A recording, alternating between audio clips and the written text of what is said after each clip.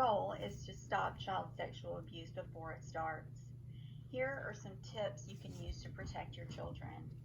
Become familiar with the places where your children spend most of their time. Verify that there are policies in place that prohibit children from being alone with adults. Teach your child proper names for body parts. Be familiar with websites that your child uses. Assess your child and be aware of changes in their behavior. And ask questions and have an dialogue. Here's what you should do if child abuse is suspected. Even though it may be difficult, it's very important to stay calm. Always believe what your child is saying. Children seldom make up stories about being sexually abused. Keep in mind, it took courage and strength for the child to come forward and share this sensitive information. And continue to reassure the child that the abuse is not their fault. Educating our children about child sexual abuse is very important. They need to know how to get out of an uncomfortable or scary situation. Here are some tips on how to do that. First of all, assure the child that body parts are private and that secrets about their body are never okay. Express that it is never okay for someone to take photos of their body parts.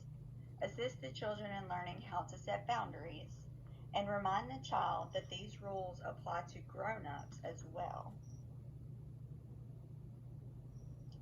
Parents have the ability to help children recover from child sexual abuse. Always assure your child that he or she is not to blame for the abuse. Build trust. After abuse, it can be hard for children to trust again. Help them find relief from guilt and shame. And please seek treatment for your child. This can be extremely helpful.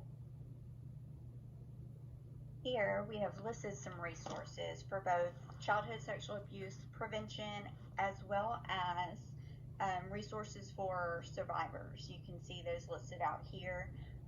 There are several websites you can visit along with a couple of phone numbers you can utilize.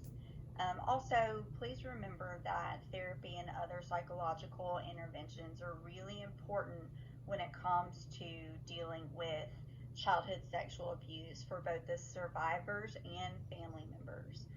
Support groups are also incredibly helpful and can offer strength to survivors as well as family members. Here you can see the references we used in putting together our presentation. And that concludes our presentation on childhood sexual abuse. We hope you enjoyed it.